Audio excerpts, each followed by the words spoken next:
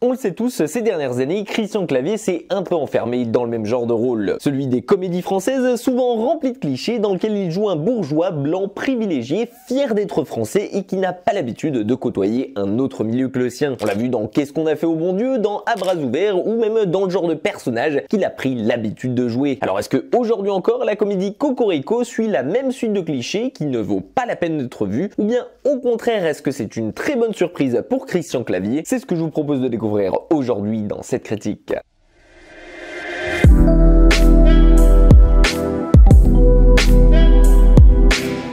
Dans Cocorico, vous allez suivre la famille des Bouvier sauvages, une famille depuis longtemps installée sur les terres de France et qui se dit française du plus haut rang, découlant d'une lignée de ducs et de barons depuis plus de 1000 ans. Et cette famille, fière de ses origines, vous imaginez bien qu'elle ne se mélange à personne d'autre. Alors bien entendu, quand la fille de Christian Clavier, alias Frédéric Bouvier sauvage ici, annonce à ses parents vouloir épouser un fils de concessionnaire, ils vont tomber des nues. Surtout que lui préparait plutôt peut-être un mariage bien arrangé avec une famille au même rang que la leur. Mais là où les choses commencent réellement ici, c'est lors du dîner mis en place par les deux enfants pour faire rencontrer leur famille pour la première fois. Et quel meilleur moyen pour briser la glace, surtout dans une famille comme la sienne, que d'offrir à chacun d'entre eux un test ADN et vérifier ensemble ses origines. Des origines qui décidément leur réservent bien des tours et des surprises, surtout quand on a l'habitude de s'en vanter. Alors oui, je sais, dit comme ça sonne exactement pareil que dans Qu'est-ce qu'on a fait au bon Dieu. Et quand on a vu les 3 films, on se dit quand même qu'on a fait le tour de la question. Alors bien entendu, je suis allé voir si ce Cocorico, ça valait le coup réellement ou non de se déplacer pour vous, ou bien si au final vous en connaissiez déjà le résultat. Et à cette question-là, je pense que ma réponse c'est du 50-50, parce que oui, si vous avez vu les derniers rôles de Christian Clavier, c'est sûr que là vous allez pas être dépaysé. Je veux dire que vous allez encore le voir ici dans un rôle de riche qui a du mal avec la pauvreté, avec les gens en général qui ne sont pas de son milieu, ou encore moins ici quand ils ne sont pas français. Attendez-vous donc dans Cocorico à voir une avalanche de blagues et quelques malaises quand ils vont apprendre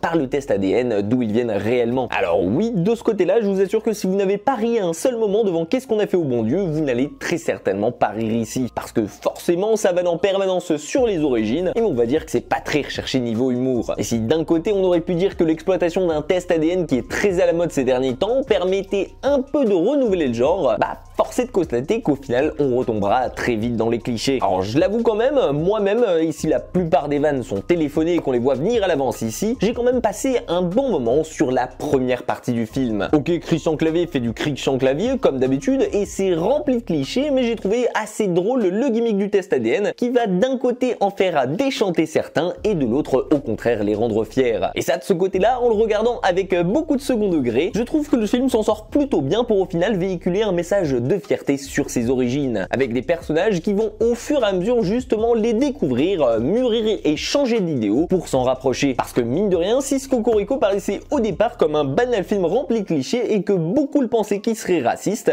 au final il se permet d'être tout l'inverse ici, à savoir qu'on se retrouve tous devant avec les autres personnages justement pour se moquer de ceux qu'ils sont réellement, de ceux qui ont peur de cette diversité et surtout de leur comportement ridicule dans ce genre de situation. Preuve en est qu'ils vont au fur et à mesure du film tous apprendre à se connaître et à se rapprocher de leurs origines qui leur faisaient peur au départ mais qui vont au final les rendre fiers. Mais malheureusement, ce gimmick du test ADN il tient grosso modo sur 45 minutes, soit sur la première moitié du film. Et passé ce délai, quand chacun des personnages nous a révélé ses origines sur lesquelles tout le film tenait, je dois vous dire que la seule nouveauté qui faisait tout ce concept s'estompe très rapidement et qu'on retombe assez vite dans une comédie déjà vue. Et c'est malheureusement le gros problème de ce genre de film qui tiennent sur une vanne aussi courte, c'est qu'on ne peut pas les tirer à l'infini. Et qu'une fois qu'elle est faite, mis à part faire du potage et continuer d'enchaîner vanne sur vanne dans le but de combler les trous, il n'y a plus vraiment grand chose à faire. Heureusement encore que le reste du casting est plutôt bon avec Sylvie Testu, Didier Bourdon et Marianne Denicourt et qu'il s'en donne à cœur joie ici pour réussir à meubler jusqu'à la fin. Et surtout, heureusement que son réalisateur il met fin assez rapidement au bout d'1h30 à peine quand il se rend compte qu'il a fait absolument toutes les vannes qu'il pouvait faire. Je pense donc que vous l'aurez compris, ce Cocorico n'est certes